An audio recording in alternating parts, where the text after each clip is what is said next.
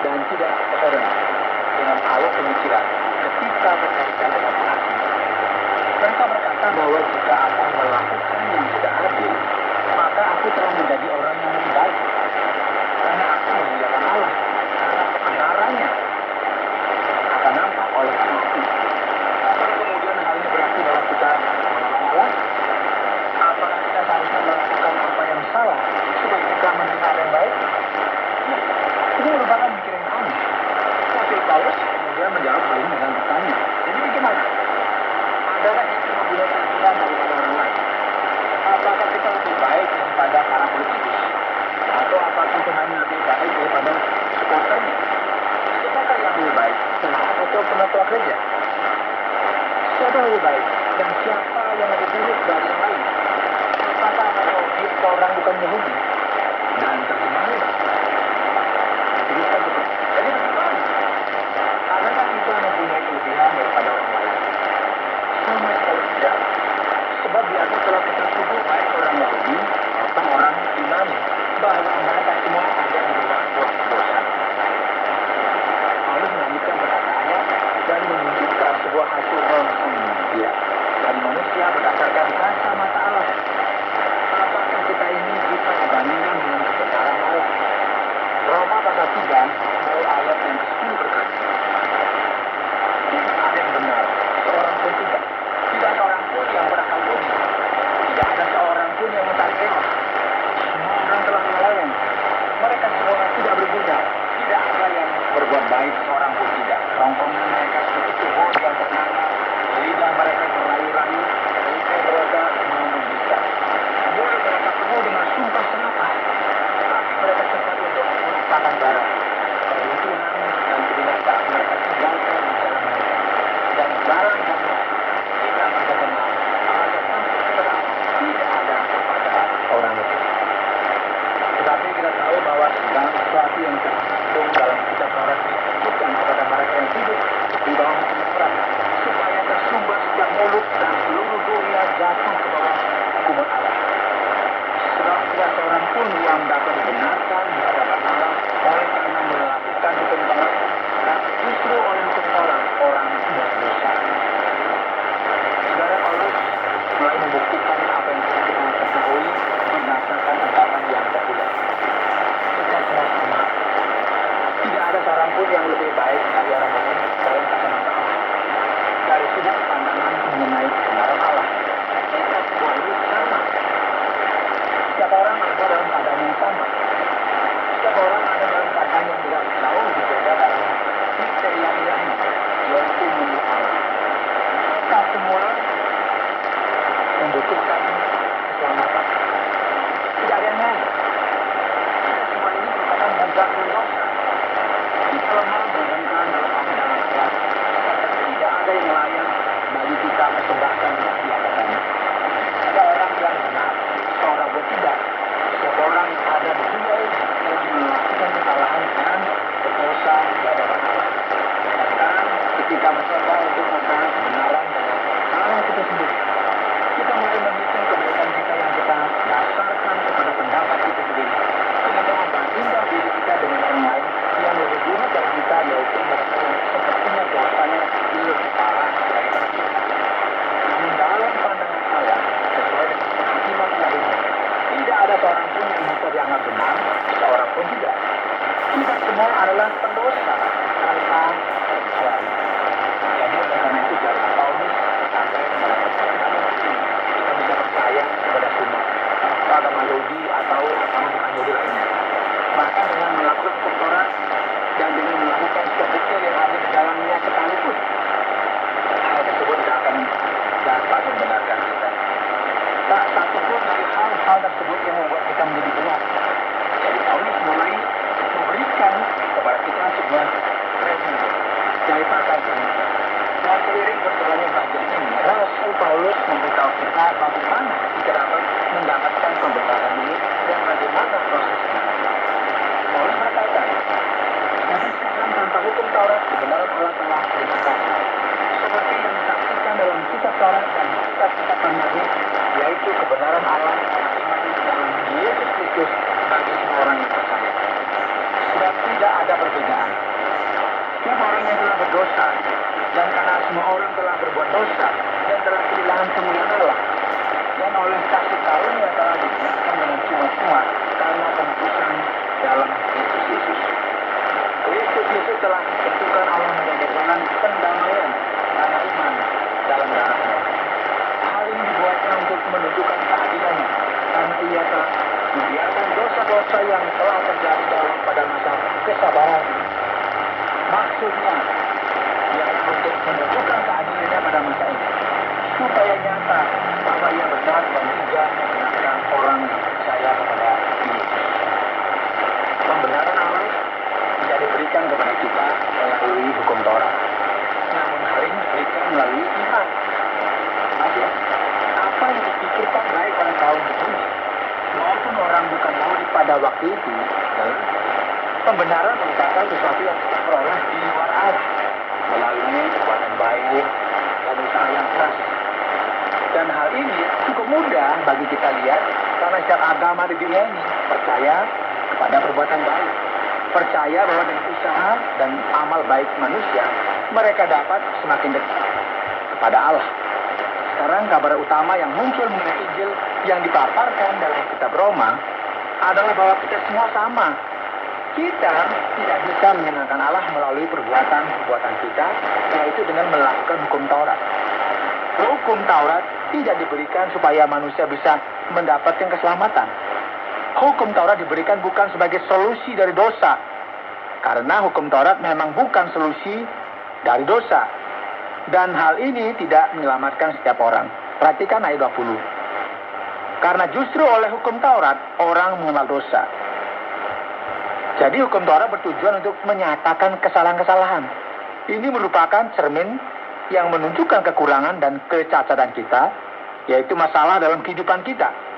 Ini bukanlah sesuatu yang berkuasa untuk menyucikan atau menyelamatkan kita, memisahkan kita dari dosa-dosa kita yang merupakan masalah yang dialami baik oleh orang-orang yang beragama Yahudi maupun orang-orang yang tidak beragama Yahudi. Masing-masing kita memiliki dosa. Oleh sebab itu, Paulus berkata, kabar baiknya adalah di dalam Kristus kita mendapatkan pembenaran. Dengan kata lain, melalui Kristus, Allah akan menyatakan kebenaran kepada mereka yang tidak benar, terlepas dari apa yang tertulis dalam hukum Taurat. Allah akan menganugerahkan kebenaran selama kita masih beriman kepada Yesus Kristus. Dan bagian ini diakhiri dengan memberikan jawaban atas pertanyaan-pertanyaan kita. Siapa yang lebih baik dari yang lain? Siapa yang memiliki alasan untuk membanggakan diri sendiri? Perhatikan ayat 27 akan berkata bahwa tidak ada seorang pun yang dapat melakukan hal tersebut. Jika demikian, apakah dasarnya untuk bermegah? Tidak ada. Berdasarkan apa? Berdasarkan perbuatan? Tidak. Melainkan berdasarkan iman. Prinsip iman mengakhiri segala kesombongan manusia. Karena jika saya percaya, sebagai contoh, bahwa saya bisa diterima oleh Allah melalui tindakan amal, tentu hal ini tidak akan adil. Mereka yang lebih kaya tentu sangat diuntungkan. Jika saya percaya bahwa seseorang dapat diterima oleh karena melakukan apa yang baik kepada orang lain, maka mereka yang cacat, baik secara fisik maupun secara mental, tentu akan sangat dirugikan. Namun segala sesuatunya tidak bekerja demikian. Prinsip Allah adalah melalui iman. Setiap orang bisa percaya. Setiap orang dapat beriman. Iman memberikan kesempatan yang sama bagi setiap orang. Firman Tuhan berkata, karena kami yakin bahwa manusia dibenarkan karena iman dan bukan karena ia melakukan hukum Taurat. Atau adakah Allah hanya Allah orang Yahudi saja? Bukankah ia juga adalah Allah bangsa-bangsa lain? Iya benar. Ia juga adalah Allah bangsa-bangsa lain. Artinya, kalau ada satu Allah yang akan membenarkan baik orang-orang yang bersunat karena iman, maupun orang-orang tak bersunat juga karena iman. Jika demikian, adakah kami membatalkan hukum Taurat? Sama sekali tidak. Sebaliknya kami meneguhkannya. Kita perlu memahami hukum Taurat dengan benar, serta apa yang menjadi tujuannya.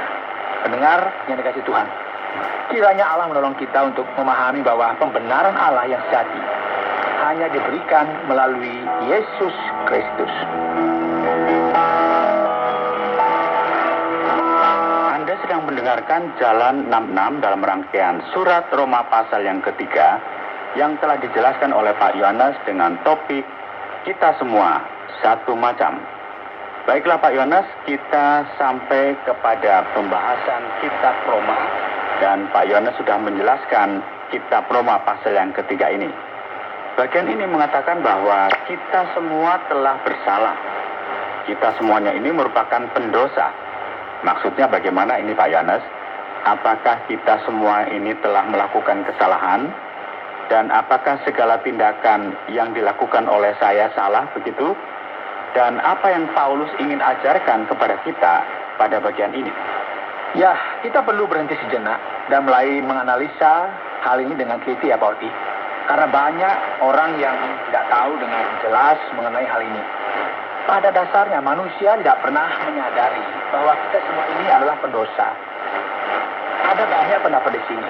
Dan bahkan dalam dunia teologi sekalipun, terkhusus dalam Calvinis, ada sesuatu yang mereka sebut sebagai kerusakan total dari umat manusia. Semua ini bisa sangat membingungkan. Kini yang menjadi pertanyaan adalah, jika saya memberikan hadiah kepada ibu saya pada hari ibu, apakah saya melakukan sesuatu yang kejam atau yang jahat? Apakah semua tindakan saya ini jahat? Ketika anak saya bermain-main di belakang rumah, apakah ini juga merupakan tindak kejahatan? Maksud dari ini semuanya gimana? Apakah segala sesuatu yang saya lakukan ini merupakan kejahatan? Jelas sekali bahwa bukan ini yang dimaksudkan. Ketika Alkitab berkata bahwa kita adalah pendosa, ini berarti bahwa dosa merupakan tabiat kita. Namun tidak berarti bahwa kita tidak mampu untuk melakukan sesuatu yang baik. Mengapa? Karena kita diciptakan sesuai dengan gambar Allah. Jadi memang setiap orang telah berdosa. Namun yang membedakan adalah semua perbuatan kita tidak sempurna. Sebagai contoh, saya bisa pergi ke gereja dan berdoa. Doa ini sendiri merupakan sesuatu yang baik.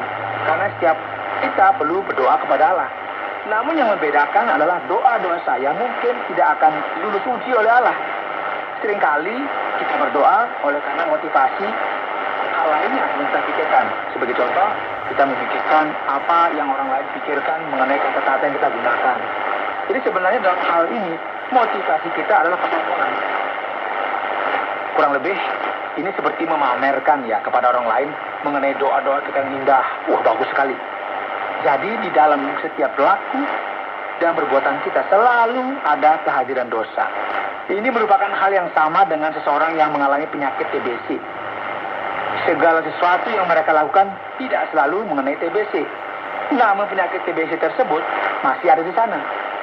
Dan sebenarnya ya, semua ini telah tercemar oleh dosa. Dan inilah penyakit kita.